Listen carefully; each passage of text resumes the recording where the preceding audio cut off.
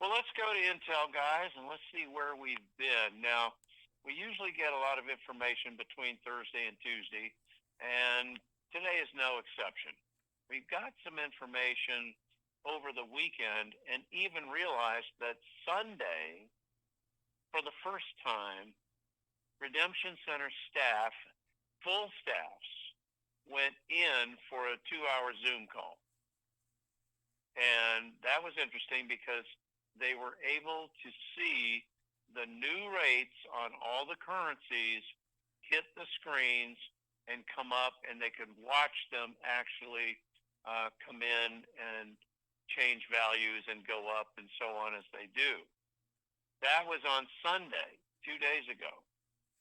The same thing was able to happen yesterday when they went in, and they were able to do some other things and see the currencies go up. Now, what's really curious is that we are getting down to, well, let's just call it down to the wire, because you guys know I'm not a big fan of some of the banned phrases from the big call, such as "this is the week." I can think of so many different things that would be on T-shirts, and we would all look at them and laugh because we've heard the expressions, right? I try not to use those except occasionally on the big call, but we've all seen things or read things, and we kind of roll our eyes.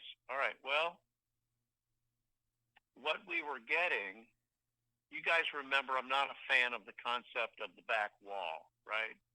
Because why?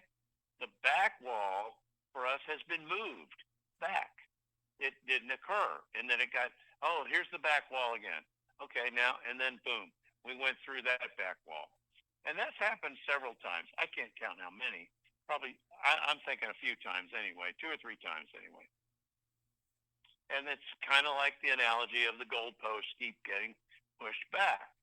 Well, last week, I heard the concept from one of my intel sources that said that the so-called true back wall or real back wall is the 7th of June. That's tomorrow. I thought, well, if that's true, we ought to be there. We ought to be, something should be happening by or on tomorrow, the 7th, Wednesday. I thought, all right, let's let it play out. Let's see what happens. Now, you guys know we've had some dates come and go. You know I've been pretty hot on certain dates or windows of time that we've had throughout the years, really. And what we've got now is pointing to the back wall being activated. Now, the back wall, in my opinion, meaning the 7th tomorrow, might not be us, Tier 4B. But I believe, based on my most recent intel, that it could refer to Tier 3. Tier 3 getting their emails, getting access to funds, continuing to get their FedEx packets for the bondholders. I believe that's what's going to happen tomorrow. Now, what else do we have? We know redemption centers are set and they have schedules that we're going to start either tomorrow and go for 2 weeks or start Thursday and go for 2 weeks. And that's as far as exchanges are concerned, right? So it appears that the most likely scenario involves us starting our exchanges on, guess what? Thursday is the 8th. Don't tell China.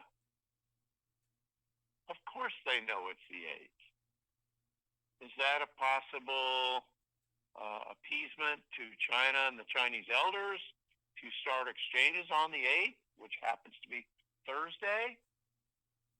quite possibly. But what happens about notifications? Do we get notified tomorrow?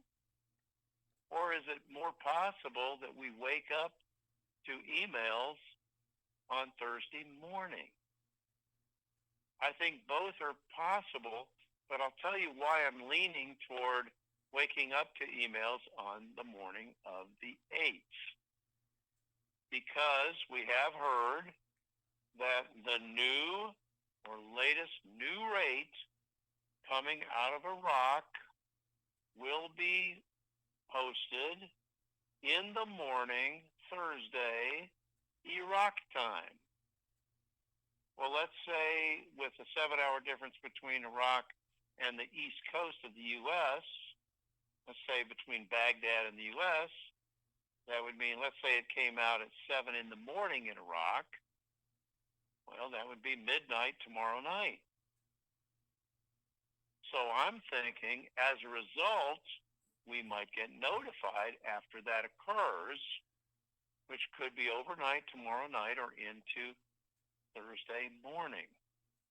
This is supposition on my part based on all of the information that I'm getting.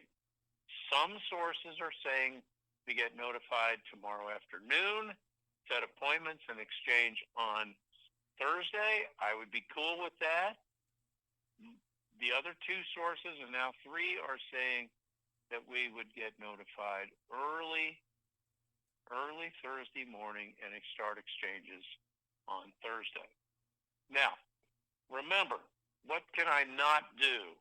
I cannot call it because we know that's just not a good thing to do. I'm just giving you what I get, you guys.